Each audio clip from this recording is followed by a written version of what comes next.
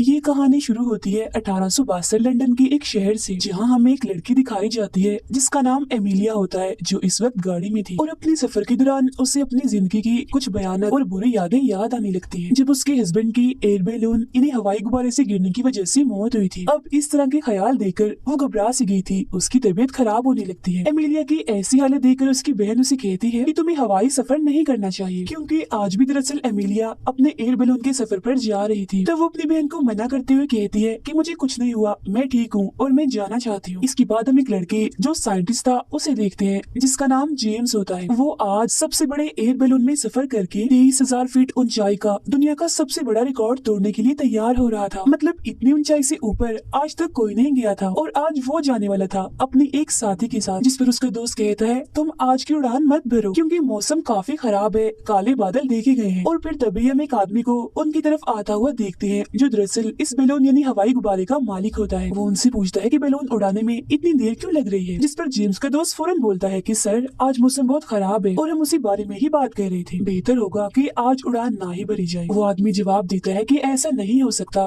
Balloon तो उड़ाना ही पड़ेगा क्योंकि मैंने बड़ा पैसा लगाया है और साथ ही वो लोग जो यहाँ आए हैं उनकी उम्मीद भी टूट जाएगी अगर बैलून को ना उड़ाया गया तो। जिस पर जेम्स उसे यकीन दिलाता है कि सर आप फिक्र मत कीजिए, चाहे कुछ भी हो जाए मैं ये काम लाजमी करूंगा। और फिर तभी उन्हें एकदम से लोगों का शोर सुनाई देने लगता है, जहाँ हम एक बार फिर देखते हैं एमिलिया को। वो खूबसूरत सा ड्रेस पहनकर किसी सर्कस की तरह लोगों को खुश करने लगती है, क्योंकि ये उसका काम था। और साथ ही वो एक एरोनॉट भी होती है, यानी जो एयर बैलून को पायलट बन के चलाते हैं। और आज इस बैलून को वही चलाने वाली थी, मतलब कि जेम्स ने उसी के साथ सफर करना था और दुनिया का सबसे बड़ा रिकॉर्ड तोड़ना था। सब लोग जोरदार तालियां बजाकर उसका वेलकम करते हैं। इस सफर पर एमिलिया अपने डॉग को भी अपने साथ लेकर जा रही थी, जो देख जेम्स उसे ऐसा करने से मना करता है, लेकिन वो उसकी बातों को अनसुना करते हुए लोगों को दोबारा एंजॉय करवाने में लग जाती है। उन दोनों को बैलून के पास देखकर लोगों की भीड़ तालियां बजाकर उनका हौसला बढ़ाने लगती है। इन्हीं लोगों के बीच एमिलिया को एक आदमी दिखता है, जिसे देख पहले तो वो एकदम से सहम जाती है, लेकिन फिर अगले पल जेम्स के साथ उड़ान भरने के लिए तैयार हो जाती है। इसके फौरन बाद वो लोगों के जोश जज्बे और तालियों के साथ अपना सफर शुरू करते हैं, जहाँ देखते ही देखते वो जमीन को छोड़ते हुए आसमान की तरफ बढ़ते हुए दिखाई देते हैं। फिर कुछ ऊपर जाने के बाद एमिलिया दोबारा अलग अलग करतब करके लोगों को खुश कर रही थी, जो देख सभी लोग काफी इंजॉय कर रहे थे। तभी एमिलिया जेम्स को कहती है कि मेरा डॉग तो मुझे पकड़ा दो, लेकिन वो उसे ऐसा करने से मना कर देता, लेकिन उसके बार बार कहने पर आखिरकार वो एमिलिया के डॉग को उसे दे ही देता है, जहाँ हम देखते हैं कि हाथ में लेते ही वो उस डॉग को नीचे गिरा देती है, जो देख सब लोगों की सांसें थम जाती हैं। एकदम वो चौंक जाते हैं, मगर अगले ही पल डॉग की पीठ पर बंधा हुआ पैराशूट खुल जाता है, जिसकी मदद से डॉग आराम आराम से नीचे आने लगता है। अब ये चीज देखकर हर कोई तालियां बजाने लगता है। एमिलिया का ये वाला करतब लोगों के साथ साथ जेम्स को भी काफी पसंद आता है। अब ऐसे करते करते वो 1100 फीट की ऊंचाई तक आ गए थे। यहाँ खुद को इतना ऊपर उड़ता हुआ देखकर पहली बार जेम्स एक आजाद पंछी की तरह महसूस करने लगता है। तब उसके चेहरे को देखकर एमिलिया उसे कहती है कि ये दुनिया भी बिल्कुल ऐसे एंजॉय करना चाहती है जैसे इस वक्त तुम कर रहे हो। एंजॉय करके लोगों को इतना ही सुकून मिलता है जितना तुम्हें अभी मिल रहा। तो इसी वजह से लोगों को खुश करने के लिए अक्सर मुझे उल्टे सीधे करतब और तमाशे दिखाने पड़ते हैं। लेकिन अब क्योंकि जेम्स एक साइंटिस्ट है, इसीलिए वो बाकी चीजों को वैसे नहीं सोचता जैसे एमिलिया सोचती है। उसे एमिलिया की बातें बेतुकी लगती हैं। अब उसे ऐसे देखकर एमिलिया ताना देते हुए कहती है कि ये जो आज तुम सफर कर रहे हो ना, इसमें सारा खर्चा उन लोगों का है जो नीचे बैठे हैं और उन्हें एंजॉय मैं करवा रही हूँ। वो सब मुझे देखने आए हैं, तो ये सफर मेरी वजह से मुमकिन हो पाया, न कि तुम्हारी किसी खोज की वजह से। अब ये सुनकर यहाँ पहली बार जेम्स को एमिलिया के काम की कदर का पता चलता है। इस सफर के दौरान जेम्स की नजर अपने साइंस कॉलेज की तरफ जाती है, जहाँ कुछ साल पहले वो और उसका दोस्त अपने कॉलेज की छत पर चढ़कर एक घमंडी एयरनॉट का बैलून उड़ता हुआ देख रहे थे। वो बैलून बादलों को पार करते हुए आसमान की बुलंदियों को छू रहा था, जो देख जेम्स को काफी अच्छा लगता है, क्योंकि एयरोनॉट बनना उसका सपना था।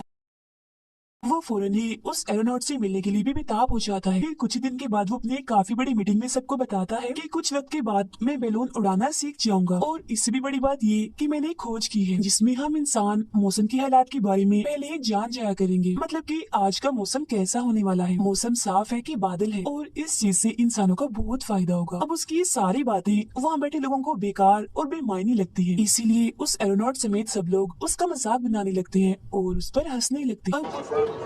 जेम्स की इस याद के बाद हम दोबारा से दोनों को देखते हैं जो लगातार आगे बढ़ रहे थे। यहाँ जेम्स मौसम के बारे में लिख कर कबूतरों के जरिए नीचे भेजता है। मतलब जैसा उसने मीटिंग में कहा था वो वैसा ही कर रहा था, लोगों को मौसम के हालात के बारे में बता रहा था। जिसके बाद उनका बैलून काले घने बादलों में दाखिल होता हुआ दिखाई देता है। अब उन्हीं काले अंधेरों में एमिलिया दोबारा से उस आदमी को देख पाती है जो उससे नीचे लोगों के बीच भी दिखा था। जेम्स जब सामान को ठीक कर रहा था तो अचानक उन्हें अपने ऊपर बादलों की गरज सुनाई देती है।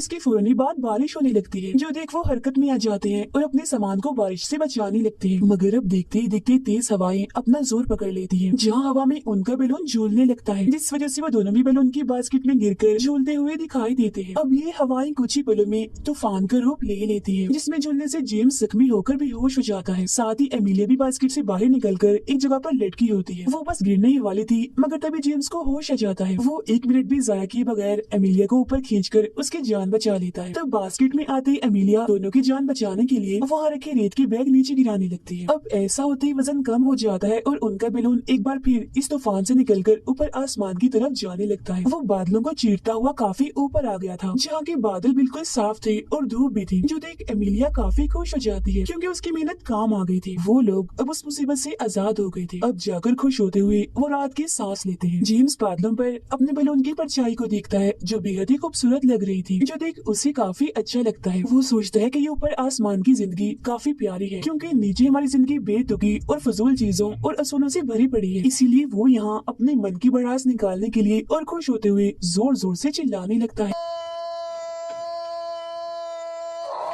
उसे देखकर एमिलिया भी बिल्कुल वैसे अपनी खुशी का इजहार करती है और जोर से चिल्लाने लगती है। और यहाँ एक बार फिर वो अपनी यादों में कहीं गुम हो जाती है। वो अपने हस्बैंड के गुजर जाने की वजह से काफी उदास और दुखी होकर बैठी हुई थी। एमिलिया की ऐसी हालत देखकर उसकी बहन उसे एक पार्टी में लेकर जाती है और उसी पार्टी में एमिलिया की मुलाकात होती है जेम्स से, जो उसे अपने सपनों के बारे में बताता है कि मैं एक कामयाब एरोनॉट बनना चाहता हूँ, जिसमें मुझे आपकी मदद चाहिए, तो प्लीज मेरी मदद कर दीजिए ना। जिसके लिए वो मान भी जाती है और साथ ही वो जेम्स के हौसले को देखकर काफी खुश भी थी। इसीलिए वो अगले ही दिन से उसके लिए बैलून बनाने में लग जाती। अब उन दोनों का बैलून आराम आराम से अपनी मंजिल की तरफ आगे बढ़ रहा था, जो नजारा बहुत ही प्यारा था। यहाँ तितलियों का एक काफी बड़ा झुंड उनके बैलून के आसपास घूमने लगता है, जो देख एमिलिया के चेहरे पर एक अलग ही खुशी आ जाती है।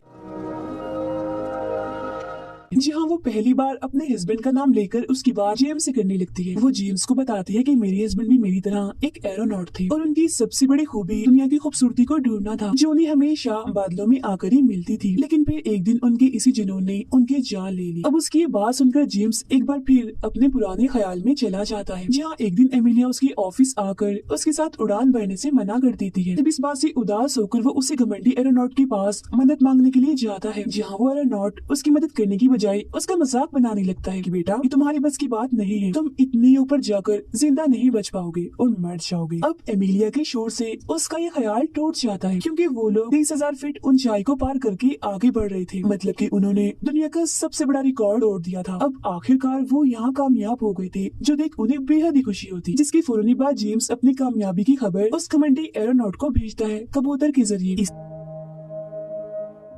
इसी बीच एमिलिया की नजर तेज हवाओं की तरफ पड़ रही थी, जो देखते देखते काफी ठंडी होती जा रही थी, जिस वजह से उसे काफी फिक्र होने लगती है। इसीलिए वो फौरन ही नीचे जाने का फैसला करती है। लेकिन जेम्स के सर पर तो जुनून सवार था, इसीलिए वो बैलून को नीचे ना ले जाकर और ऊपर ले जाने की बात करता है। लेकिन एमिलिया उसे गुस्सा होती हुई कहती है कि बेवकूफ मत बनो, ऐसा करना हमारी जान ले सकता है।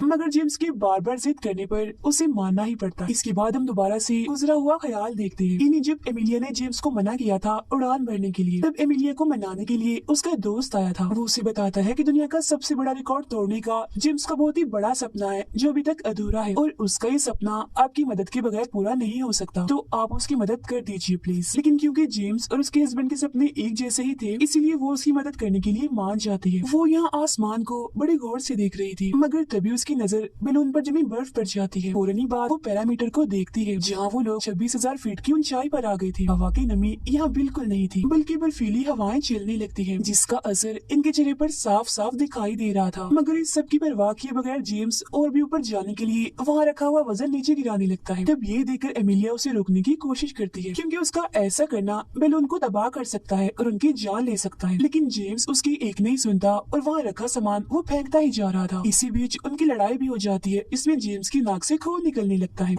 The lack of oxygen is affecting your brain. वो गुस्से में भरकर एमिलिया को कहता है कि तुम्हारा हस्बैंड भी बिल्कुल तुम्हारी तरह ही डरपोक था, जिस वजह से उसकी जान तक चली गई। अब जेम्स की ऐसी बातें सुनकर मजबूरन एमिलिया उसे उस दिन की सच्चाई बताती है जब उसके हस्बैंड की मौत हुई थी। वो कहती है कि जब हम दुनिया का रिकॉर्ड तोड़ने के करीब थे तब बैलून उड़ाने का काम मेरे हस्बैंड की नहीं बल्कि मेरे हाथ में था, जहाँ मेरी एक गलती की वजह से बैलून फट गया और हम दोनों तेजी से नीचे गिरना शुरू हो गए। और तभी हमें पता चलता है कि अक्सर जो आदमी एमिलिया को नजर आया करता था वो और कोई नहीं बल्कि उसका हस्बैंड था, जो हमेशा ही उसकी यादों में था। और फिर उस दिन एमिलिया के हस्बैंड ने उसकी जान बचाने के लिए अपनी जान दे दी थी, जिस वजह से वो खुद को कभी माफ नहीं कर पाई। अब उसकी सच्चाई जानकर जेम्स शर्मिंदा हो जाता है और उससे माफी मांगता है, जहाँ अब की बार दोनों ही नीचे जाने का फैसला करते हैं। एमिलिया जब रस्सी खींचती है तो उसे पता चलता है कि बर्फ की वजह से उनका बैलून जम गया है और बीच वाले सुराख जिसकी वजह से बैलून उड़ना था वहाँ भी बर्फ जम गई होती है। वो उसे हटाने की काफी कोशिश करती है मगर नहीं हटा पाती। अब ठंड भी बढ़ती जा रही थी और ऑक्सीजन भी कम था तो जेम्स की हालत भी खराब होने लगती है। तब एमिलिया अपनी जान की परवाह किए बगैर जेम्स की जान बचाने के लिए रस्सियों के सहारे बैलून के ऊपर चढ़ना शुरू करती है। सर्दी की वजह से